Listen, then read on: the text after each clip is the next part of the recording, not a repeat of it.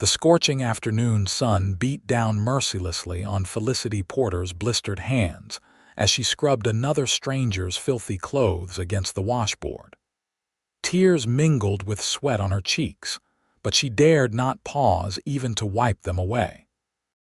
6 months into her indentured servitude at Holloway's laundry service in Riverton, Wyoming, and the reality of her 7-year contract still felt like a nightmare from which she couldn't awaken. Riverton in 1878 was growing quickly with the nearby mining operations and cattle trade, bringing prosperity to many, but not to Felicity. At 22, she had traveled west from Boston after her father's death left her penniless, lured by promises of respectable work as a schoolteacher. Instead, she'd been tricked into signing away her freedom to Maxwell Holloway, a man whose cruelty was matched only by his greed. "Move faster, girl." Holloway's voice cracked like a whip from behind her. "Those miners' clothes won't clean themselves, and you're already behind schedule." Felicity flinched, but increased her pace, ignoring the burning in her shoulders and back. Her once soft hands were now raw and calloused from the harsh lye soap and endless scrubbing. 14 hours of daily labor had left her thin and exhausted, her chestnut hair dulled and her green eyes shadowed by dark circles.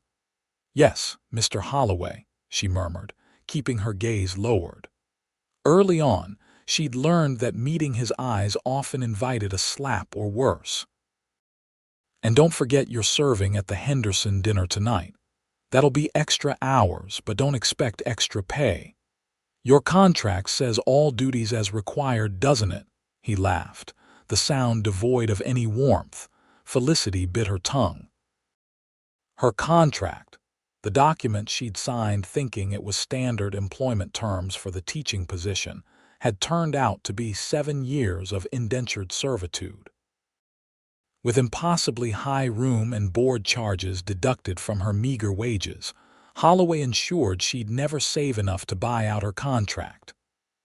"I remember, sir," she replied quietly, reaching for the next shirt as water dripped from her elbows. After Holloway finally strode away, Martha, another indentured woman in her 40s, whispered, "Keep your chin up, dearie. The good Lord sees all." Felicity gave her a grateful smile, though hope felt like a luxury she couldn't afford. She'd written countless letters to authorities, but in this frontier town, Holloway's connections with local officials ensured her complaints disappeared. Running away meant being branded a criminal, and the nearest large town was days away across dangerous territory. "Did you hear?" Martha continued in hushed tones as they worked side by side. "Holloway's planning to sell some contracts at month's end. Word is he needs money after his bad investments in that silver mine." Felicity's hands stilled momentarily. Being sold to another master could mean anything, possibly something even worse than her current situation. Some of the saloon girls in town had started as laundry workers until their employers found more profitable uses for them. "Mine too?" she asked, voice barely audible. Martha shrugged. "Can't say for certain, but I'd prepare yourself. He's been watching you lately when the ranch hands come by." The thought chilled Felicity despite the heat. She'd managed to avoid the worst fates so far by making herself invaluable with her education, keeping Holloway's books in the evenings after laundry work was done.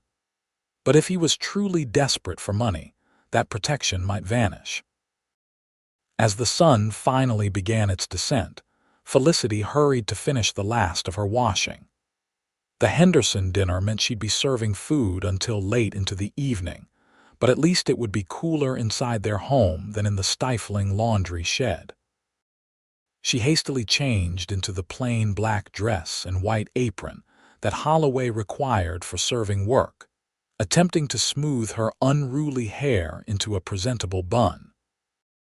Her reflection in the small cracked mirror showed a face she barely recognized any more, thinner, older, weariness etched into features that had once been called pretty. The Henderson home stood on the outskirts of town, one of the finest houses in Riverton. As Felicity carried trays of food from the kitchen, she couldn't help overhearing snippets of conversation from the dining room. Cattle prices are climbing. My herd should fetch top dollar in Denver next month, a deep male voice was saying. You've done well for yourself, Archer, Mr. Henderson replied. Not bad for someone who arrived here with just a horse and saddle 5 years ago. Felicity peered through the doorway as she prepared to enter with the next course. The speaker had his back to her, broad-shouldered and tall, with sandy brown hair trimmed neatly at the collar. When he turned slightly to respond to someone else, she caught a glimpse of his profile, strong jawline, straight nose, perhaps 30 years of age. Hard work and fair dealing go a long way out here, sir, the man called Archer said. Though I've been fortunate too. Felicity entered, keeping her eyes lowered as she'd been instructed, and began serving the roast beef. When she reached the stranger, he did something unexpected. He paused in his conversation and looked directly at her. Thank you, miss, he said quietly. The simple courtesy caught her off guard. It had been so long since anyone had addressed her with basic politeness that she nearly dropped the serving dish. She managed a small nod before continuing around the table. Throughout the evening, she noticed the man whom she now knew to be Archer Turner, owner of the Starlight Ranch, watching her with a thoughtful expression. Once, when she stumbled slightly from exhaustion, he half rose from his chair before seeming to think better of it.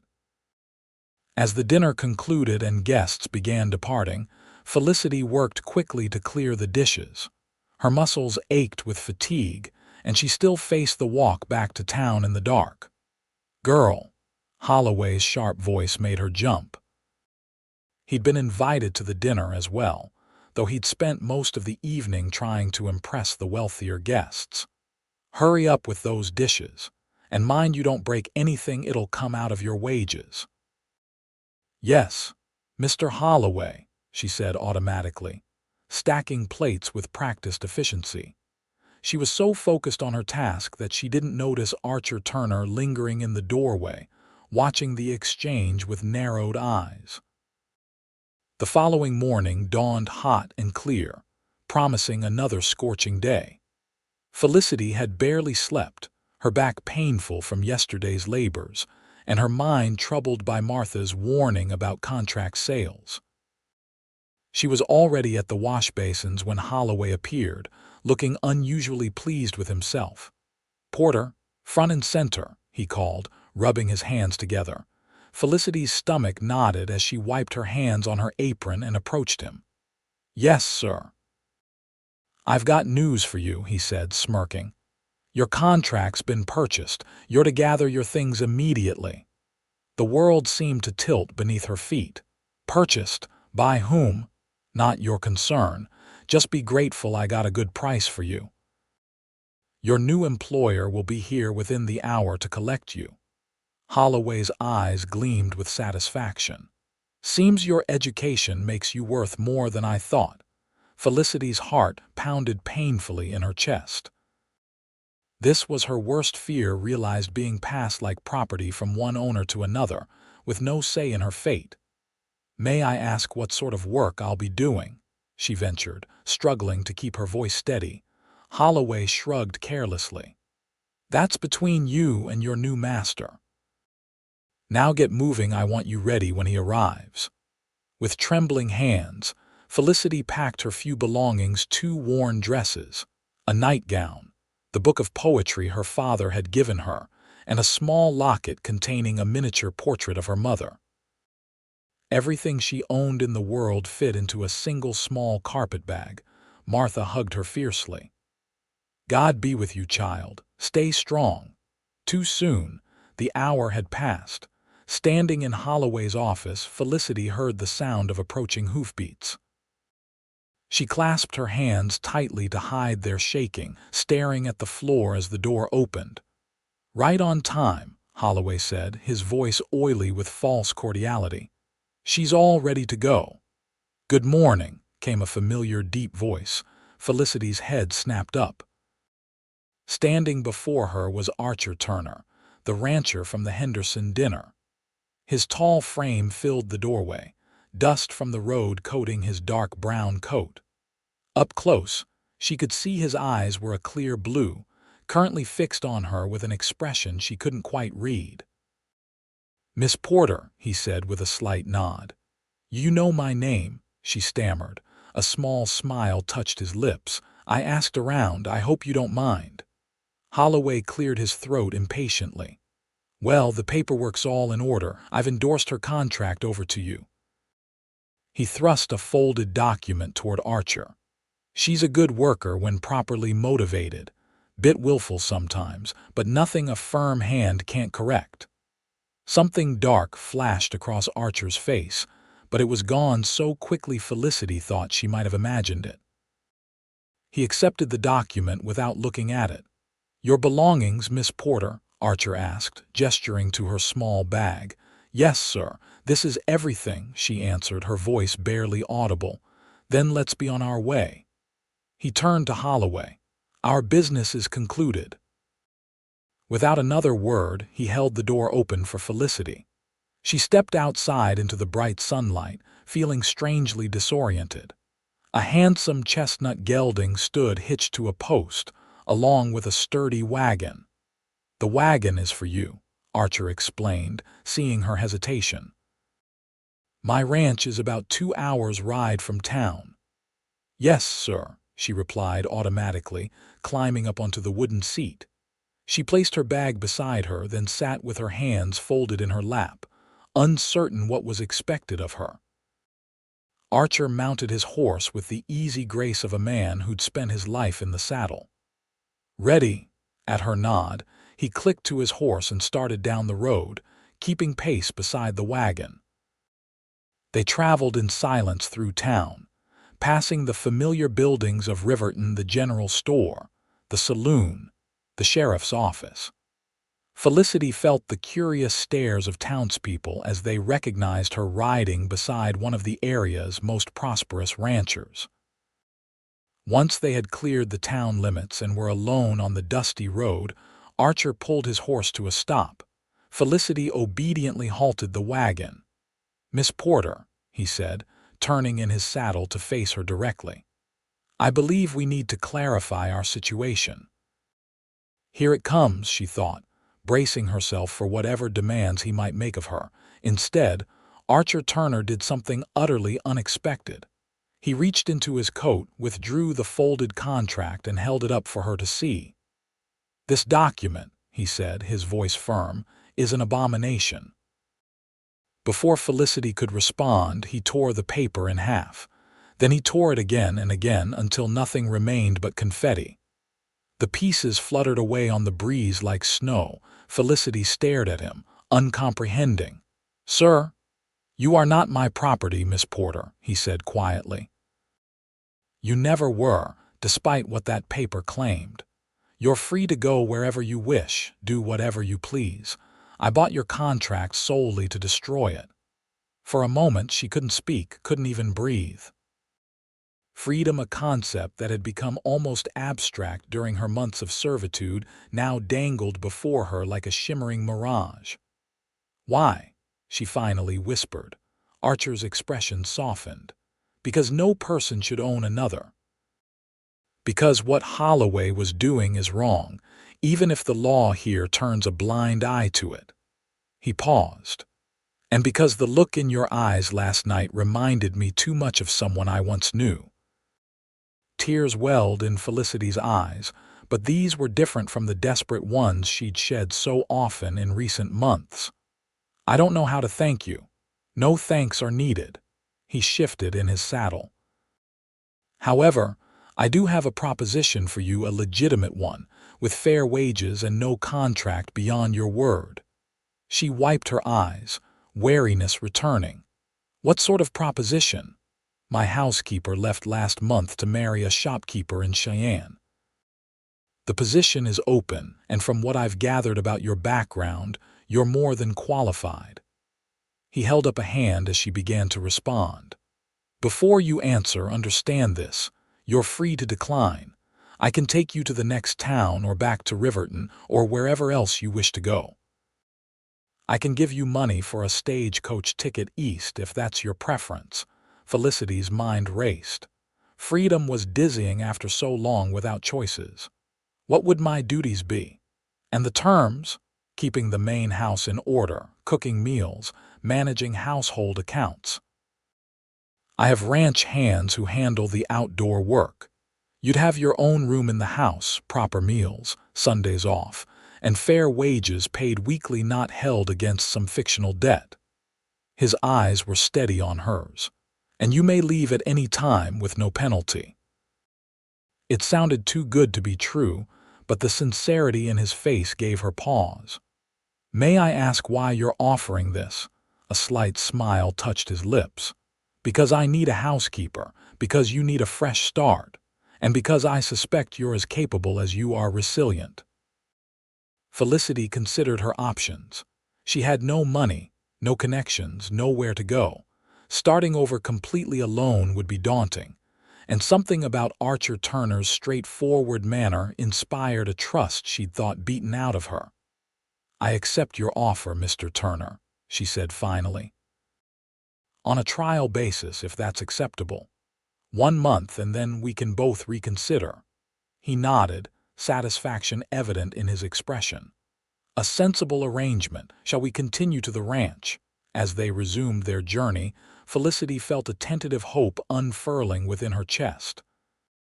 She wasn't naive enough to believe all her troubles were over, but for the first time in months, she could see a path forward that didn't lead to despair. Archer Turner's Starlight Ranch emerged on the horizon as they crested a hill. Felicity caught her breath at the sight. Nestled in a verdant valley with mountains rising in the distance, the property was considerably larger than she'd imagined. A substantial 2-story house of wooden construction stood as its centerpiece, with a large barn, corrals, and several outbuildings arranged nearby. A creek wound through the property, lined with cottonwood trees offering welcome shade. It's beautiful, she said softly. Archer looked pleased. Thank you. I've put 5 years of hard work into this place. A touch of pride colored his voice as he added, started with just 50 acres and 20 head of cattle. Now it's over 1,000 acres and 500 head. As they approached, Felicity noticed several men working with cattle in the distance. Closer to the house, a woman was hanging laundry on a line. The normalcy of the scene, so different from the grim drudgery of Holloway's laundry, brought another rush of gratitude. Archer guided them to the front of the house and dismounted, coming around to help Felicity down from the wagon. His touch was impersonal but gentle as he offered his hand for support. Mrs. Wilkins, he called to the woman with the laundry. Could you come here, please? A plump, cheerful-looking woman in her 50s hurried over, curiosity evident in her round face. Yes, Mr. Turner. This is Miss Felicity Porter. She'll be taking over as housekeeper. Miss Porter, this is Mrs. Ethel Wilkins. She and her husband Joe help out around the ranch. They live in the smaller house just beyond the barn. Mrs. Wilkins smiled warmly. Welcome, Miss Porter. It'll be good to have another woman around. I've been trying to keep up with the house while Mr. Turner found someone, but truth be told, I'm better with a garden than a dustpan. Felicity returned the smile, Mrs. Wilkins's forthright manner instantly putting her more at ease. Thank you for the welcome. I hope I can be of service. Mrs. Wilkins, would you mind showing Miss Porter to the housekeeper's room and helping her get settled? Archer asked. I need to check on that new fence line with Joe. Of course, Mr. Turner. Mrs. Wilkins gestured toward the house. Come along, dear. You look like you could use a cup of tea and a proper meal. Felicity followed the older woman into the house, struck immediately by how different it felt from Holloway's cramped quarters or even the Henderson home. The main living area was spacious and surprisingly tasteful, with solid furniture arranged comfortably and large windows letting in ample light. Everything was clean but had a slightly neglected air, as if missing a woman's touch. "Mr. Turner's a good man, Mrs. Wilkins said as she led Felicity up a staircase.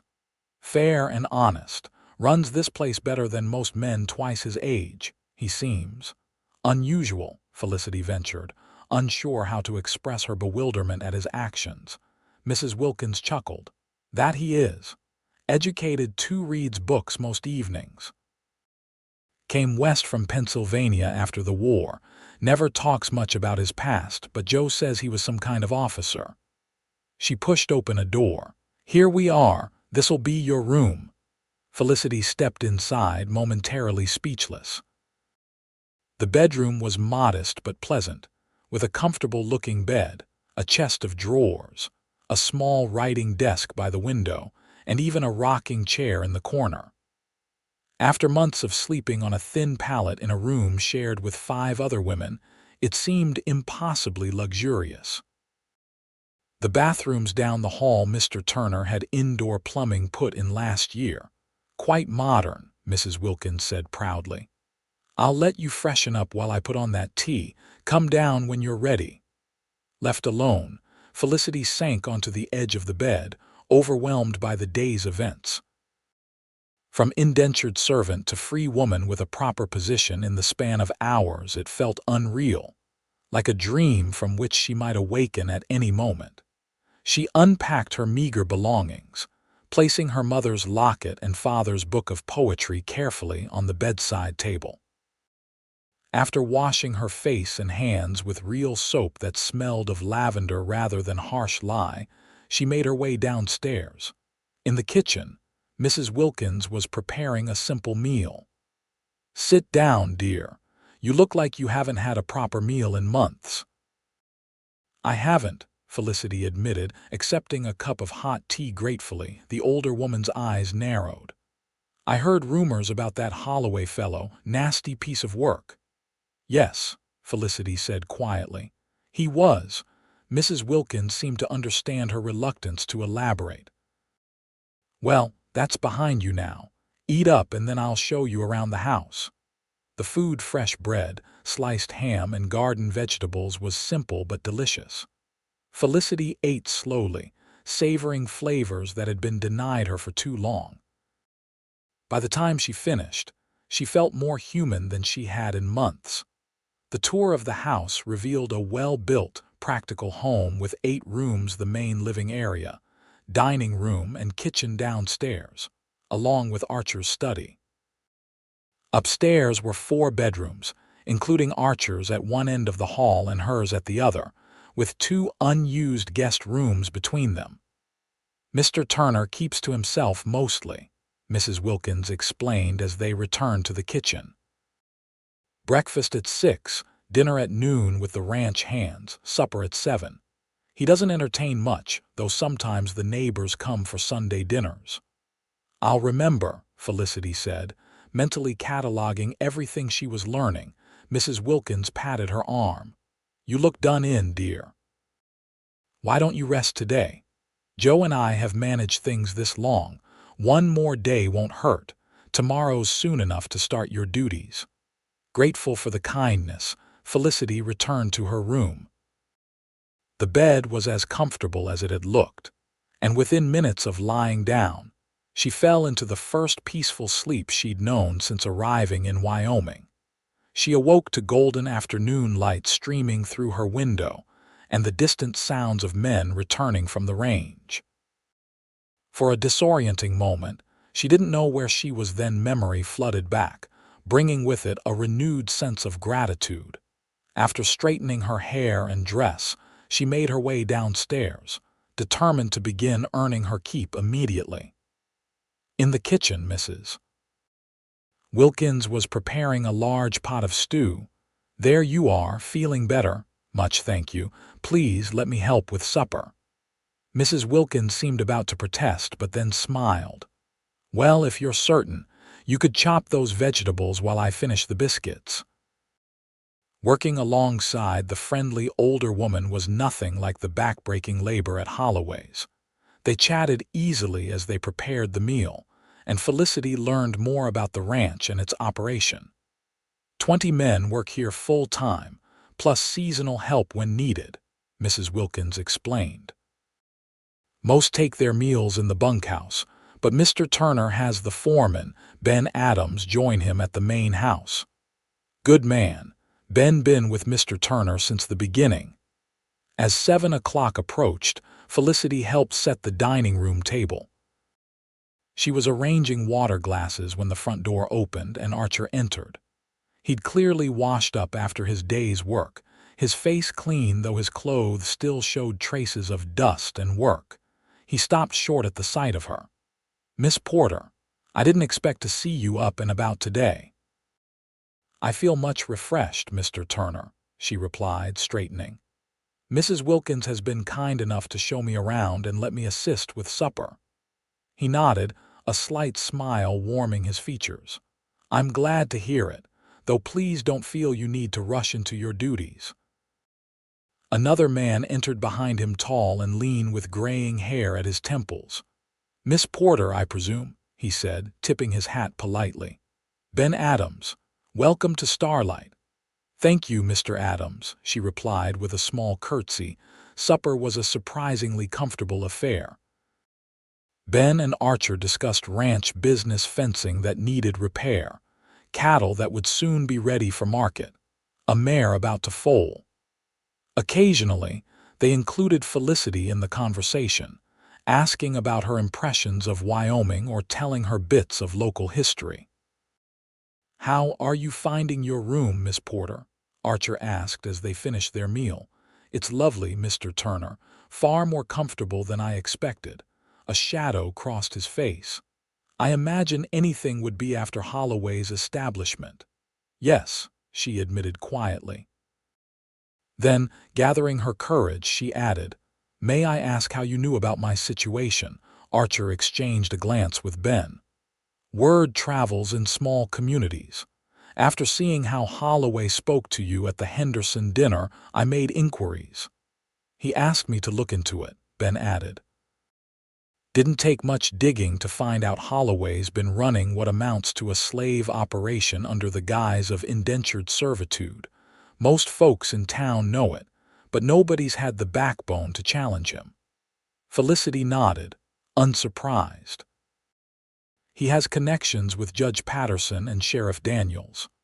"Money changing hands, no doubt," Archer said grimly.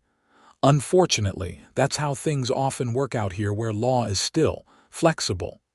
"That's putting it kindly," Ben snorted.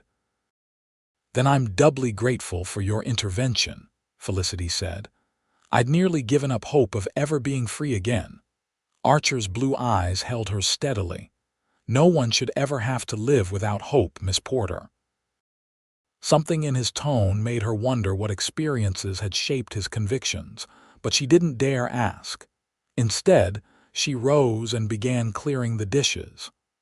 "I can manage that," she said when Archer started to protest. "It's what you're paying me for after all."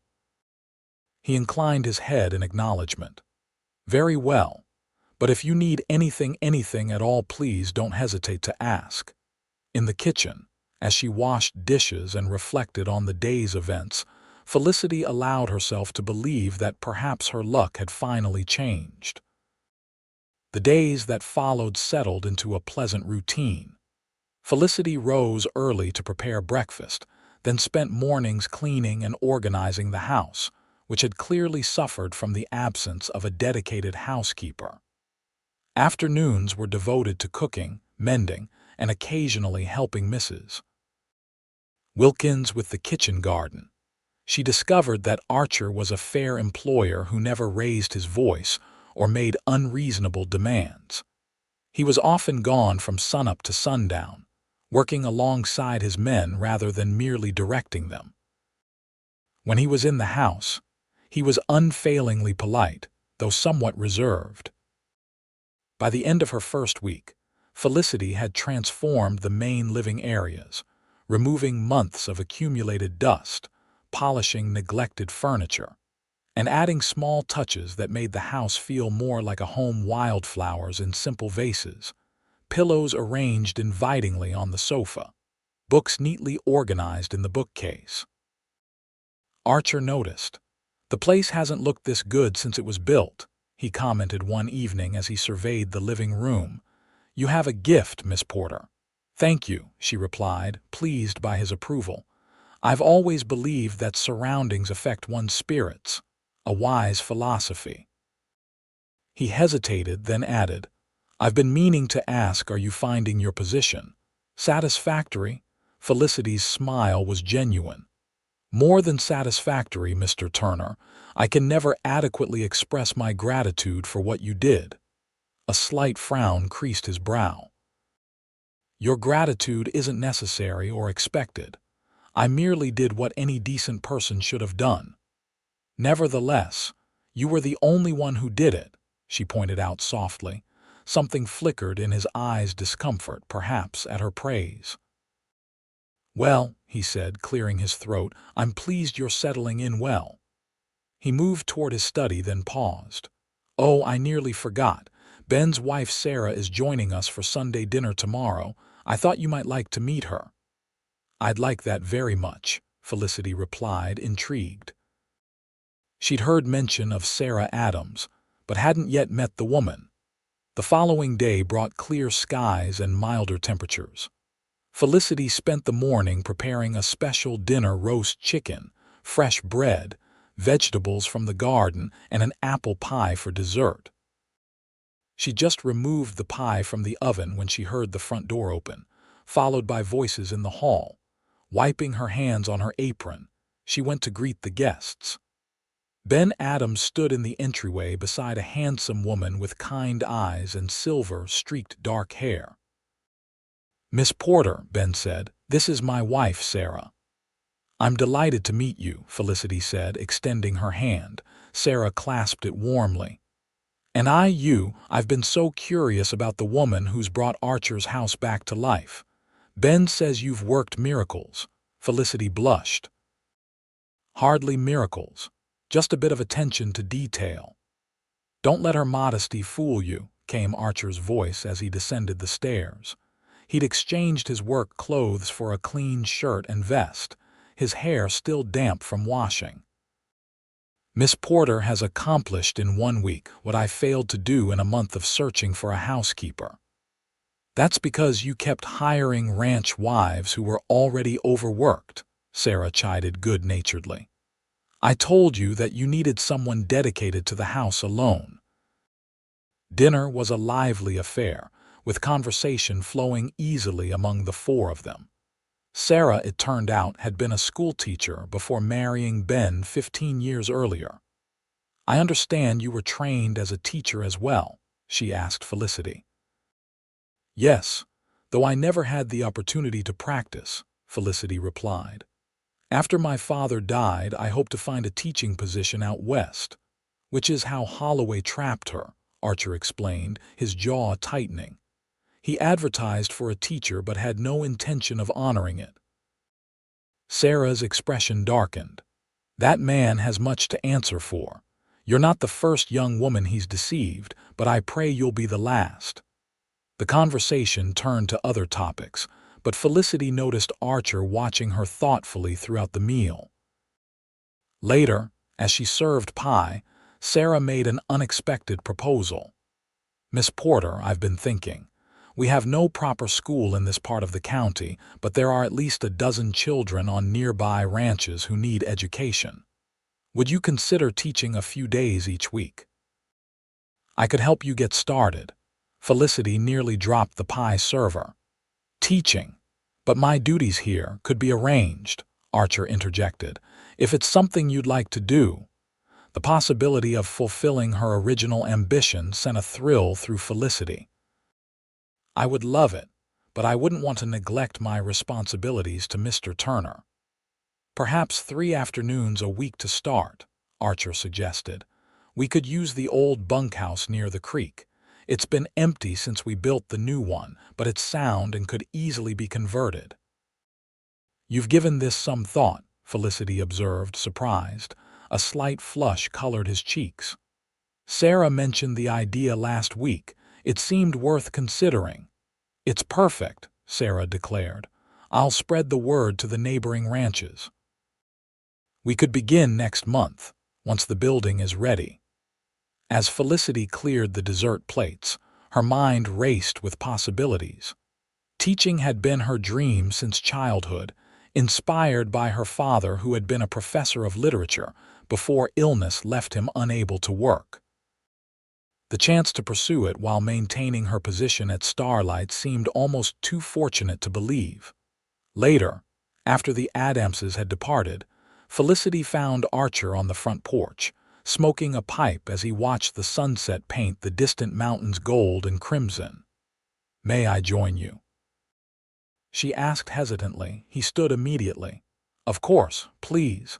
He gestured to the porch swing. Felicity sat, smoothing her skirt nervously. "I wanted to thank you for the teaching opportunity. It's incredibly generous." Archer resumed his seat in a nearby chair. "It benefits more than just you. The children need education, and this arrangement provides it without families having to send their children away to boarding schools. Still, you've shown me nothing but kindness since we met. I don't quite understand why." He was silent for a long moment, puffing thoughtfully on his pipe. When he finally spoke, his voice was quieter than usual. "I had a sister," he said. "Younger than me by 6 years. After our parents died, I went to fight in the war, leaving her with relatives. When I returned 3 years later, I discovered they had essentially sold her into servitude to pay their gambling debts." His knuckles whitened around his pipe. "By the time I found her, it was too late. The conditions she endured. She died of pneumonia a week after I brought her home." Felicity's hand flew to her mouth. "I'm so sorry." Archer shook his head slightly. "It was a long time ago, but when I saw how Holloway treated you, how he spoke to you, I couldn't stand by and let history repeat itself." "Your sister was fortunate to have such a brother," Felicity said softly. His bitter laugh held no humor. "If I'd been the brother she deserved, I'd have never left her in the first place." Impulsively, Felicity reached out to touch his arm. "You couldn't have known what would happen." He looked down at her hand, then up at her face, something unreadable passing through his eyes. "Perhaps not, but I knew what kind of people they were, and I left her anyway." He stood abruptly. "It's getting chilly. You should go inside before you catch cold." Felicity rose, recognizing the conversation was over. "Good night, Mr. Turner." "Good night, Miss Porter." As Felicity prepared for bed that night, Archer's revelation gave her new insight into his character. His kindness wasn't merely generosity or basic decency, it was atonement, a way of making amends for what he perceived as his greatest failure. The knowledge created a deeper connection between them, one that made her increasingly aware of him not just as her employer, but as a man with his own past sorrows and present hopes. The following weeks brought changes to Starlight Ranch. True to his word, Archer had the old bunkhouse cleaned and renovated for use as a schoolroom. Felicity spent her free time preparing lessons and organizing donated books, her excitement growing as the project took shape. Meanwhile, she continued her household duties with diligence, taking pride in maintaining the home that had become her sanctuary. She and Archer settled into a comfortable routine, sharing meals and occasionally conversing in the evenings when his work was done. Sometimes he would read by the fire while she mended or knitted, the silence between them companionable rather than awkward. On the first day of school, Felicity stood nervously before 11 children ranging in age from 6 to 14 sons and daughters of ranchers, a shopkeeper's children from a nearby settlement, and even the sheriff's young nephew who had been sent to live with his uncle after being orphaned. "Good afternoon," she began, her voice steadier than she felt. "My name is Miss Porter, and I'm very pleased to be your teacher." A small girl in the front row raised her hand immediately. "Yes." Felicity smiled encouragingly. "Are you Mr. Turner's sweetheart?" the child asked innocently. Heat rushed to Felicity's cheeks as several older children giggled. "No, Emily. I'm Mr. Turner's housekeeper. He has kindly allowed us to use this building for our school.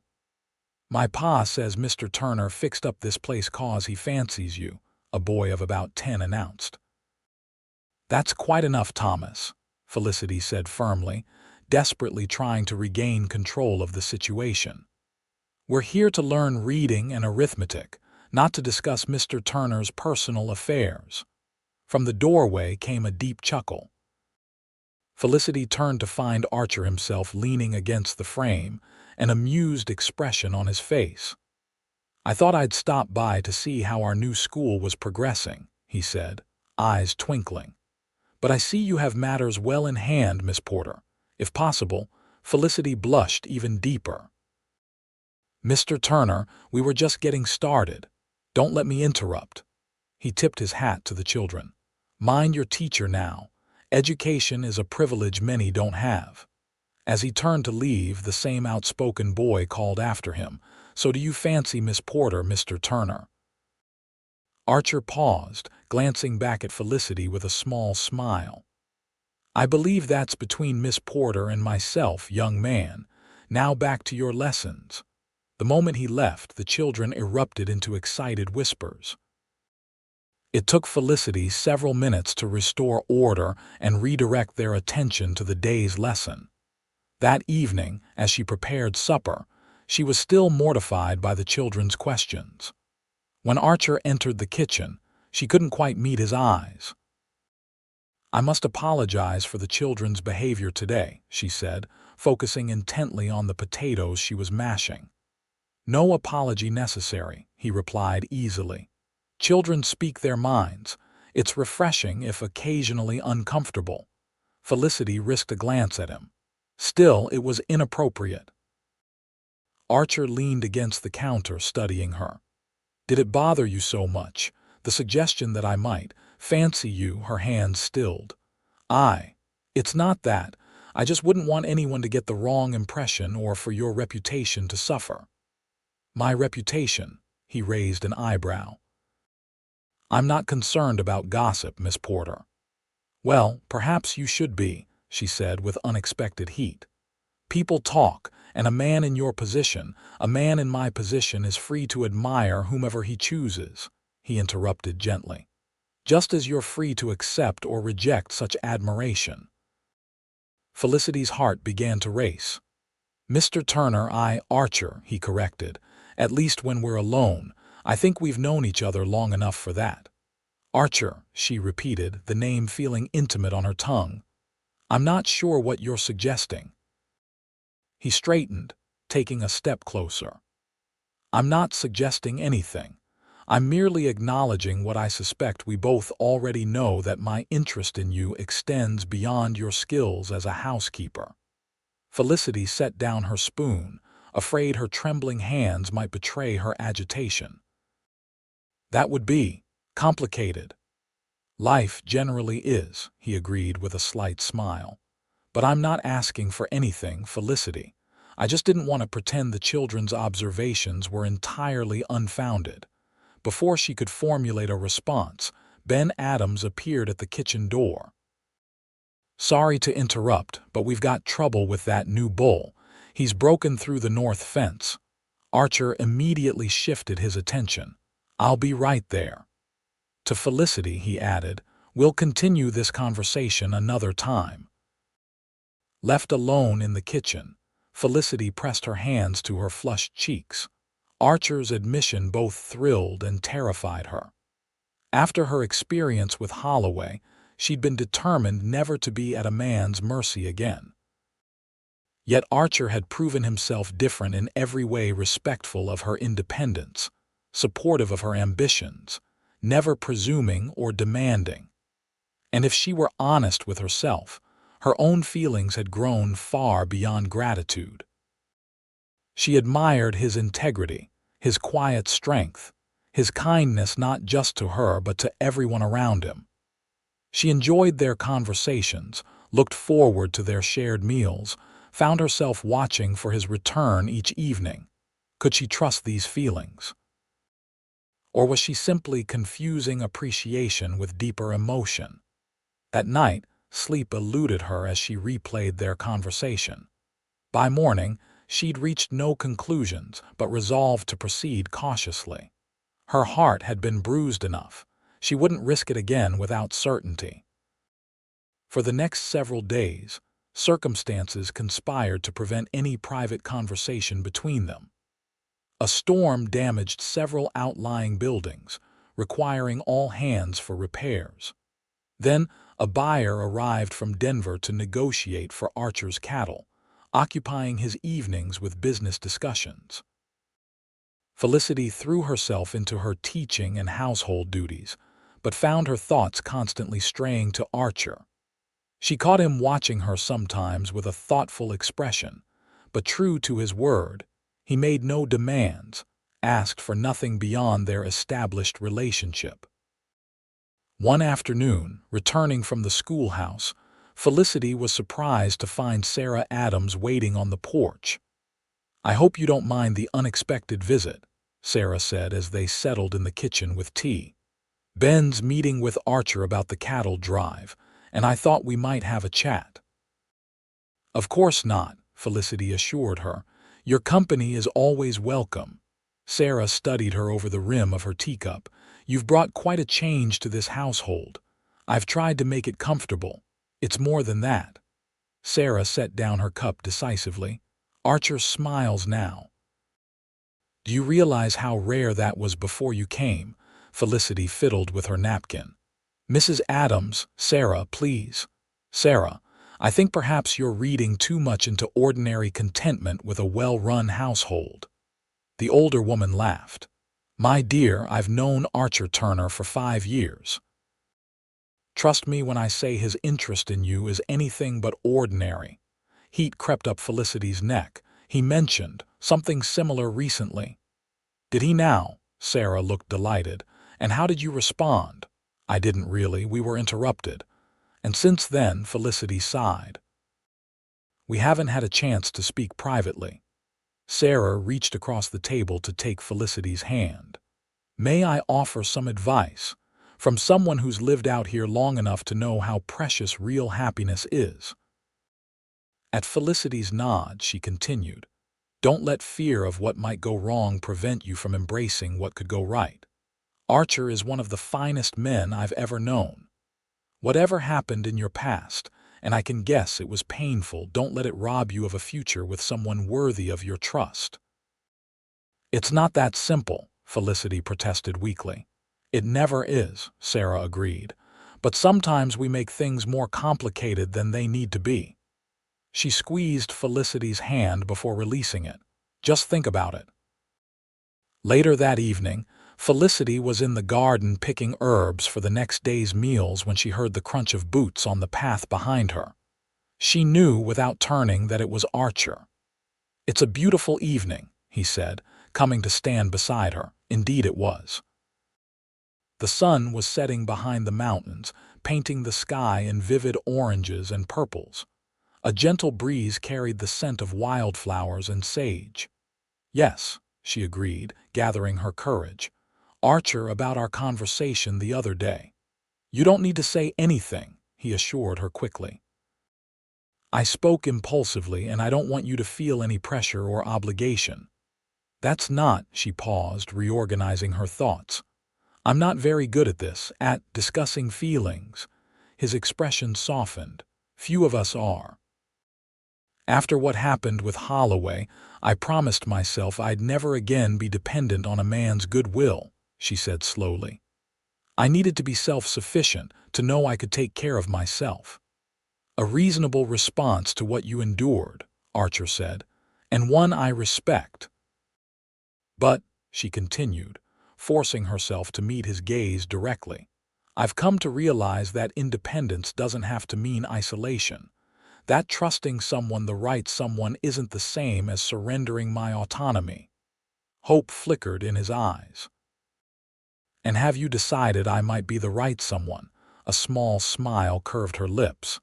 I'm beginning to think so. The tension in his shoulders eased visibly. Then perhaps you'd allow me to court you properly. No expectations, no rush, just a chance to see where our feelings might lead. I'd like that, Felicity said softly.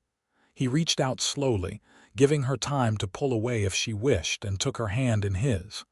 His touch was warm and gentle, his calloused fingers a testament to his years of hard work. Thank you, he said simply. In that quiet moment, with the day's last light gilding the landscape around them, Felicity felt something settle in her heart, not the desperate gratitude of rescue or the practical appreciation of security, but something deeper and more profound. Something that felt, against all odds, like the beginning of love. The following weeks brought a gradual but unmistakable shift in Felicity and Archer's relationship. Their courtship progressed with a gentle restraint that respected her past experiences, while allowing genuine affection to grow between them. Archer began taking her on proper outings, picnics by the creek, rides to scenic overlooks in the hills, occasional dinners in town. They talked for hours, sharing stories of their childhoods, their dreams, their disappointments. Felicity learned about his time as a Union officer, the friends he'd lost, his disillusionment with Eastern society that had driven him west. In turn, she told him about her father's scholarly pursuits, the books that had shaped her thinking, her mother's early death that had left her without female guidance. For her birthday in late summer, Archer surprised her with a small bookshelf for her bedroom, filled with volumes she'd once mentioned missing from her father's collection. "How did you remember?" she asked, running her fingers reverently over the leather bindings. "I remember everything you tell me," he replied simply. It was the first time he kissed her, a brief, tender touch of his lips to hers that left her breathless with its restrained emotion. When he drew back, his eyes searched hers for any sign of discomfort or regret. "Was that all right?" he asked softly. Her answer was to rise on her toes and return the kiss, her hands coming to rest lightly on his shoulders. Word of their courtship spread quickly through the small community. Most reactions were positive. Archer was well respected, and Felicity had earned admiration for her work with the children. A few raised eyebrows at the circumstances of their meeting, but Sarah Adams quelled the worst of the gossip with her forthright defense of the couple. One person, however, was decidedly unhappy about the development. Maxwell Holloway, upon learning that his former servant was now being courted by one of the area's most prosperous ranchers, flew into a rage that was witnessed by half the patrons of Riverton's saloon. "That uppity little cheat," he was heard to exclaim. "She wriggled out of a legal contract, and now she's using her wiles to trap Turner into marriage. Someone ought to teach her a lesson." The threat might have been dismissed as drunken bluster, except that Ben Adams happened to be present and reported it directly to Archer. "I don't think it's anything to worry about," Archer said when he mentioned it to Felicity that evening. "Holloway's a coward at heart. But I'd prefer if you weren't alone in town for a while, just to be safe." Felicity agreed readily. She had no desire to encounter Holloway again, and rarely went to Riverton anyway, except for school supplies or specific household needs that couldn't be purchased at the general store nearer to the ranch. As autumn approached, bringing cooler temperatures and spectacular foliage to the surrounding hillsides, Felicity found herself increasingly certain of her feelings for Archer. What had begun as gratitude and evolved into friendship had blossomed into love, deep, genuine, and untainted by the power imbalance she'd initially feared. Archer, too, made his feelings clear, though he never rushed her or presumed upon their growing closeness. "You set the pace," he told her one evening as they sat before the fire. I'll wait as long as needed for you to be completely sure. His patience only deepened her affection. By early October, she knew she was ready for a more permanent commitment. The opportunity came on a crisp Saturday afternoon. Archer had suggested a ride to a nearby lake, one of their favorite spots. The aspen trees surrounding the water blazed gold against the clear blue sky, their leaves occasionally drifting down like gentle rain. They spread a blanket near the shore and shared the picnic. Felicity had prepared cold chicken, fresh bread, apple tarts still warm from the oven. Afterwards, they walked along the lakeshore, talking easily about plans for the coming winter. "I've been thinking," Archer said as they paused to skip stones across the water's surface, "about expanding the school program next year. Perhaps hiring another teacher to assist you, building a proper schoolhouse closer to town." "That's a wonderful idea," Felicity replied, warmed by his support of her teaching. "The children are making such progress. Thomas, who was our most reluctant student, asked yesterday if he could borrow books to read at home." Archer smiled. "You've made a difference in their lives." "In everyone's lives at Starlight." He turned to face her directly. "Especially mine." Something in his tone made her pulse quicken. "Archer."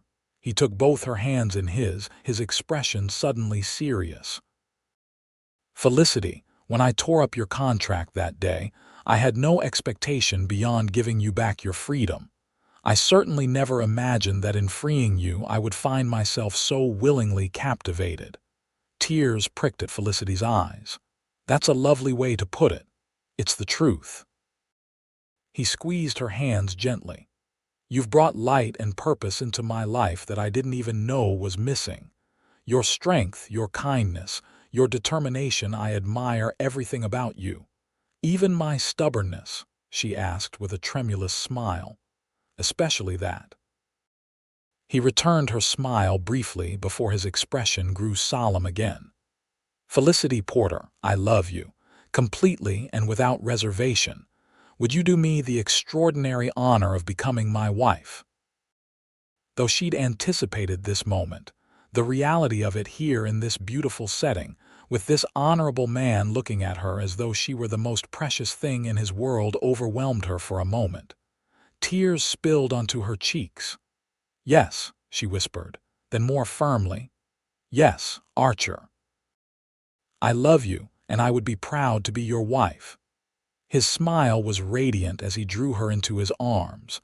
This kiss was different from their previous ones, deeper, less restrained, a promise of the passion they would share as husband and wife. When they finally parted, both were breathless. "I've waited so long to hold you like this," Archer murmured, pressing his forehead to hers.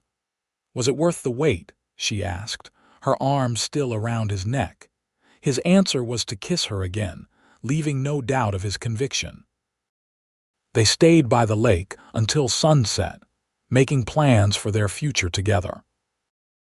They would marry before winter set in, keep the school going and possibly expand it in the spring. Perhaps travel east next summer to visit what remained of Felicity's family and aunt and cousins in Boston, she hadn't seen since her father's death. As they rode back to the ranch in the gathering dusk, Felicity felt a contentment so profound it brought fresh tears to her eyes. From the darkest moment of her life had come this unexpected joy, a home, a purpose, and a love she had never dared to hope for. News of their engagement spread quickly and was met with genuine celebration from the ranch hands and neighbors. Sarah Adams immediately volunteered to help with wedding preparations, and even the children at the school were excited, presenting Felicity with a handmade card signed by all of them. Only one shadow fell across their happiness. A week after their engagement, Felicity was returning alone from the schoolhouse earlier than usual because the children had been dismissed for a local harvest festival when she noticed a horse tied outside the main house that she didn't recognize. Entering cautiously, she heard raised voices from Archer's study. "You have no legal claim here, Holloway," Archer was saying, his voice cold with controlled anger. "Miss Porter's contract with you was coerced and fraudulent. Even if it hadn't been, I purchased and nullified it legally. That contract was worth 7 years of labor." Holloway's voice was slurred but venomous. "You cheated me out of what was rightfully mine." "No human being is rightfully yours," Archer replied evenly. "Now I suggest you leave my property before I have you removed." "Your fancy ranch and your high-minded talk don't change what she is," Holloway sneered. "Nothing but damaged goods I plucked off the stage, and now you're making her the mistress of Starlight. She must be even more talented than I guessed." There was a sudden scuffle, and Felicity hurried toward the study in alarm. She entered to find Archer holding Holloway against the wall, one arm pressed against the older man's throat. "Archer," she gasped. He didn't look at her, his attention fixed on Holloway's purpling face. "Apologize to Miss Porter," he said quietly. "Now." Holloway's eyes bulged. "Sorry," he wheezed. Archer released him abruptly, and Holloway staggered, clutching his throat. "Get out," Archer ordered. "If you ever come near Miss Porter again, if you ever speak her name in public, I will ensure that everyone in the territory knows exactly what kind of operation you've been running." How many influential families, do you suppose, would continue doing business with you if they knew you were essentially trafficking young women? Holloway's face contorted with hatred, but he seemed to recognize the seriousness of the threat. Without another word, he pushed past Felicity and stormed out of the house. As the sound of hoofbeats faded, Archer turned to Felicity, concern etched on his features. "Are you all right? I'm sorry you had to witness that." She moved into his arms, needing his steadiness to calm her shaking. "I'm fine, just startled. What did he want?" Archer's jaw tightened. "Money. He claimed I owed him compensation for stealing you away." His arms tightened around her. "The gall of that man, treating you like property to be bought and sold." "It doesn't matter anymore," Felicity said, though she couldn't suppress a shudder at the reminder of those dark days. "He has no power over me now." "No, he doesn't," Archer agreed firmly, "and he never will again." That night, after Archer had checked all the doors and windows and stationed one of the ranch hands near the house as a precaution, he and Felicity sat before the fire, her head resting on his shoulder as they discussed their wedding plans. "Sarah suggested the first weekend in November," Felicity said. "That would give us time to prepare properly, and the weather should still be mild enough for guests to travel." "November sounds perfect," Archer agreed. "Though I'd marry you tomorrow if I could." She smiled up at him. "Patience, Mr. Turner. Good things come to those who wait. So I'm learning." He pressed a kiss to her forehead. "Have you decided about the dress? Sarah mentioned Mrs. Peterson in town is quite skilled with a needle." "I thought I might use some of my saved wages to order fabric from Denver," Felicity admitted. "Something special." "Allow me to give you that as a wedding gift," Archer said. "Whatever you desire, send for samples. Choose the finest." She started to protest, but he silenced her with a gentle finger to her lips. "Please. It would give me such pleasure to see you in a dress worthy of your beauty." Unable to resist his heartfelt request, Felicity nodded. "Thank you.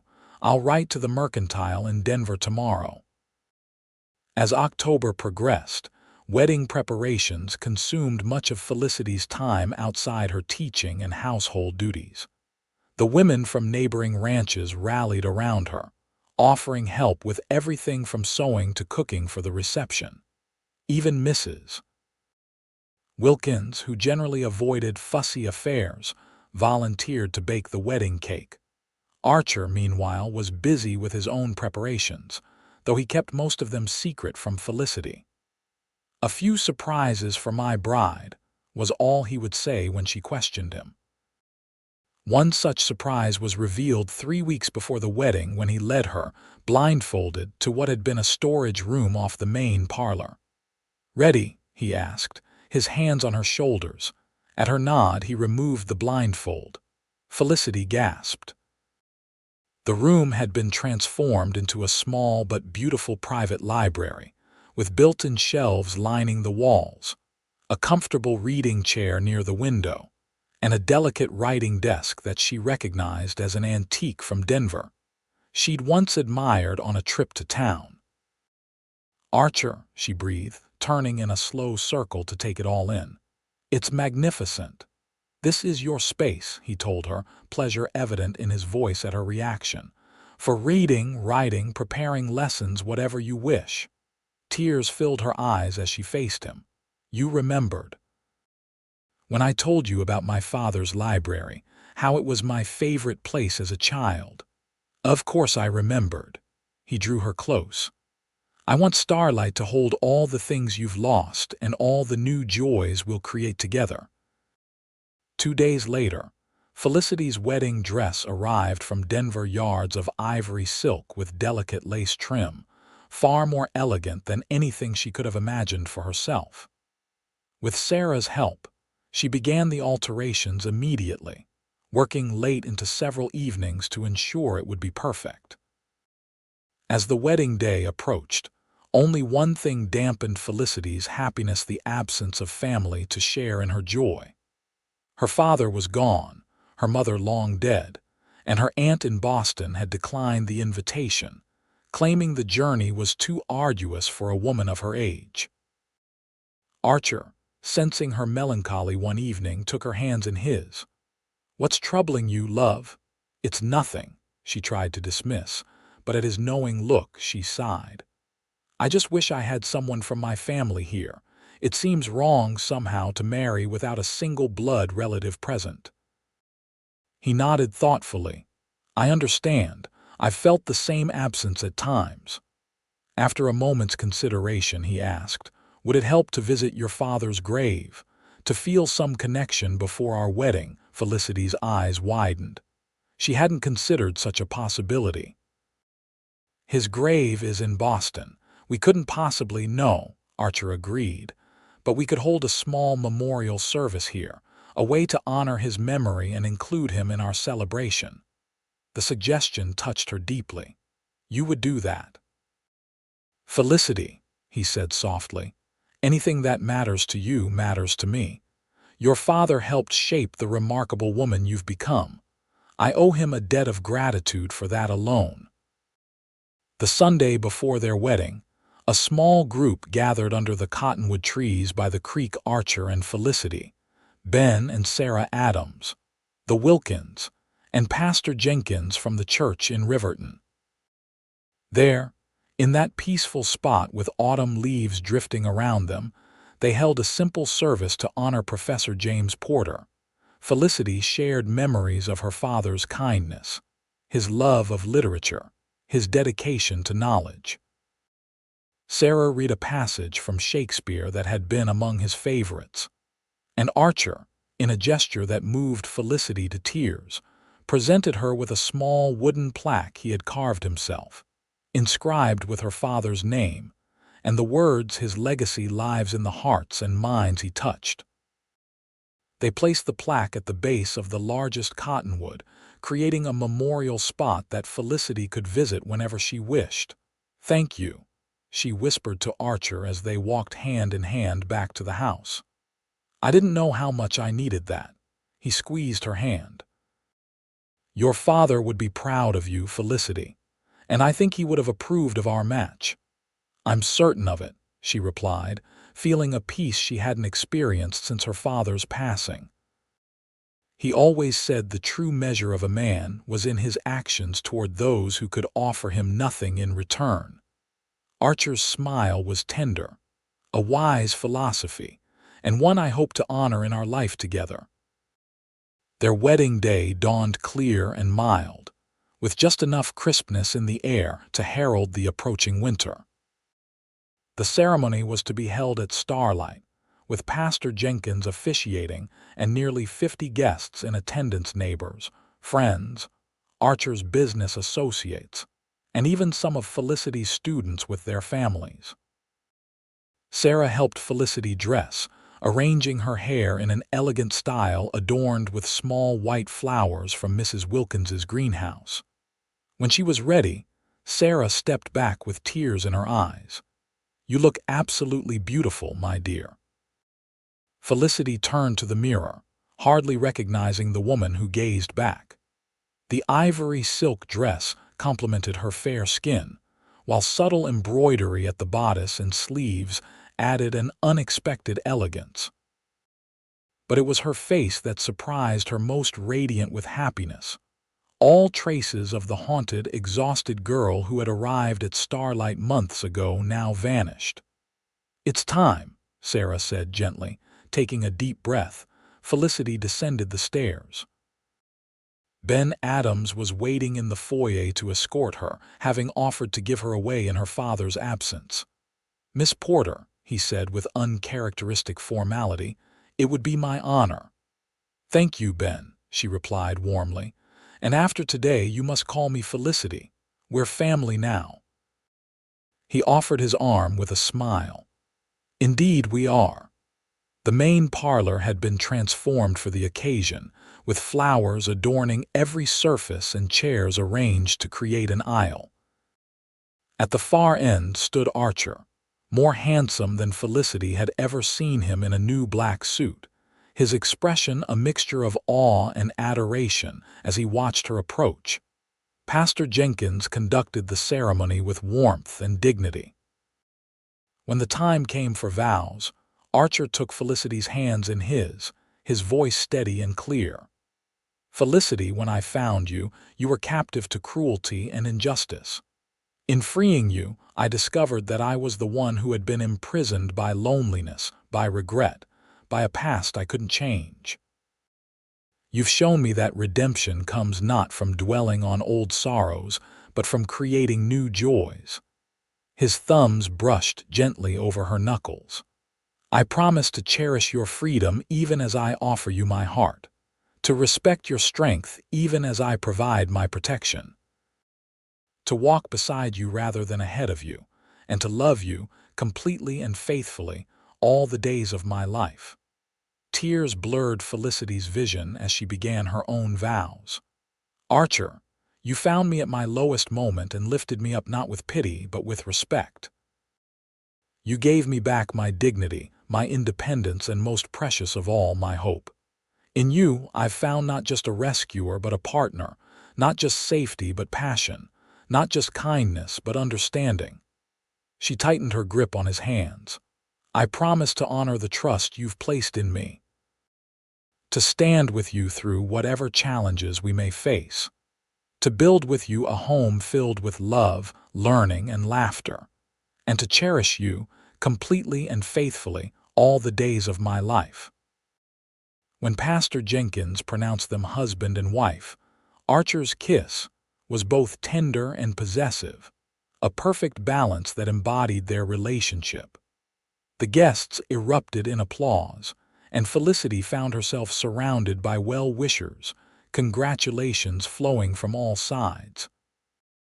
The celebration continued well into the evening, with music, dancing, and abundant food. Archer kept Felicity close throughout, his hand often finding hers or resting lightly at the small of her back, as if he couldn't quite believe his good fortune. As the last guests departed and night settled over Starlight Ranch, Felicity and Archer stood on the porch, watching the stars emerge in the clear Wyoming sky. "Happy, Mrs. Turner?" he asked, his arm around her waist. The name, her new name, sent a thrill through her. "More than I ever thought possible." He turned to face her, his expression suddenly serious. "I meant what I said in my vows, Felicity. Your freedom is precious to me. If there's ever anything about our life together that makes you feel constrained, I hope you'll tell me." She reached up to touch his face, moved by his continued concern for her autonomy even now, when society would grant him complete authority over her. And I meant what I said. You're my partner, Archer. Not my master, not my savior, my equal in all things. He turned his head to press a kiss to her palm. That's all I've ever wanted to be. Later, in the privacy of what was now their bedroom, Archer's tenderness gave way to passion, his touch awakening sensations Felicity had never imagined. Their union was everything she had hoped for, gentle yet ardent, respectful yet uninhibited. In his arms, she found a final healing, the last shadows of her ordeal banished by the light of their love. As they lay together afterward, Felicity's head resting on Archer's chest, his heartbeat strong and steady beneath her ear, she marveled at the journey that had brought them to this moment. "What are you thinking?" he asked softly, his fingers tracing lazy patterns on her bare shoulder. "That life can change so completely in such a short time," she replied. "6 months ago I was in despair. Now I'm happier than I've ever been." He tightened his arm around her. "We have a lifetime of happiness ahead of us, love. I intend to make sure of it." Felicity smiled in the darkness, contentment washing over her like a warm tide.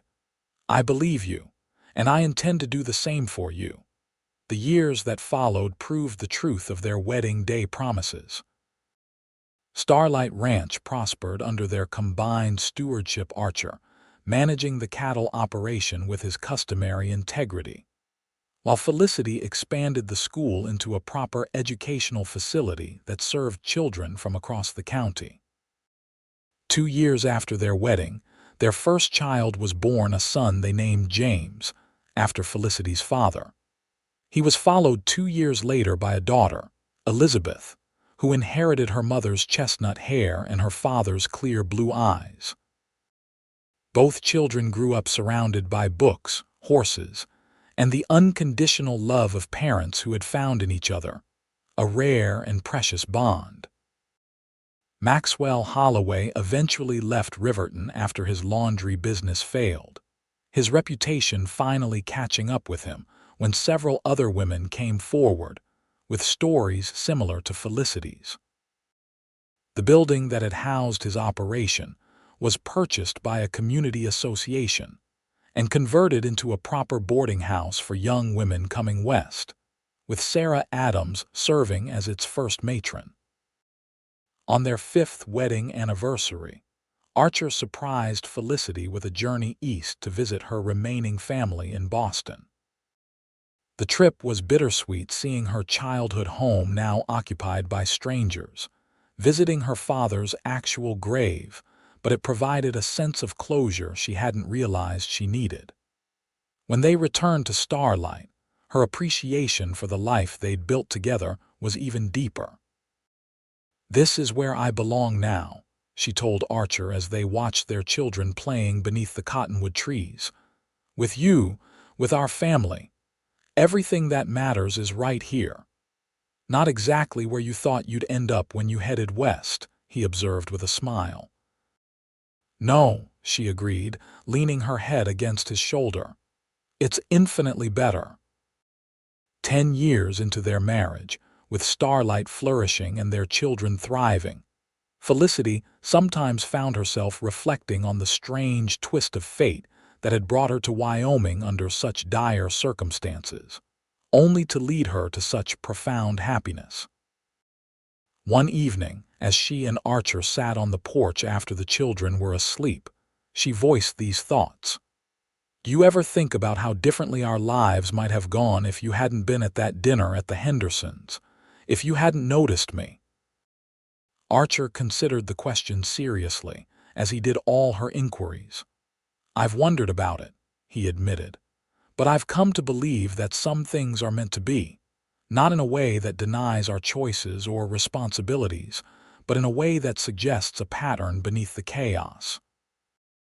A pattern that brought us together despite everything against it," Felicity mused. "Exactly." He took her hand, his touch as comforting and familiar now as it had been thrilling in those early days. Whatever forces guided our paths to cross fate, God's simple human decency, I'm grateful for them every day. Felicity leaned against him, watching as the first stars appeared in the darkening sky. As am I, my love, as am I. In the distance, a coyote called, the sound echoing across the valley that was their home.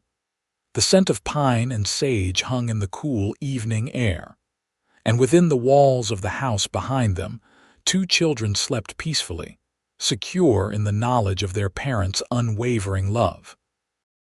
From contract to freedom, from fear to trust, from isolation to family, Felicity Porter Turner's journey had been one of remarkable transformation. But perhaps the most transformative element of all had been the love of a man who had recognized her worth, when she had all but forgotten it herself, who had torn up a document of bondage and offered instead a lifetime of partnership. As the stars multiplied overhead and Archer's arm tightened around her shoulders, Felicity closed her eyes in contentment. The girl who had once been forced to work against her will was now a woman who chose her path freely, guided by love, strengthened by experience, and blessed beyond measure by the life she and Archer had created together at Starlight Ranch.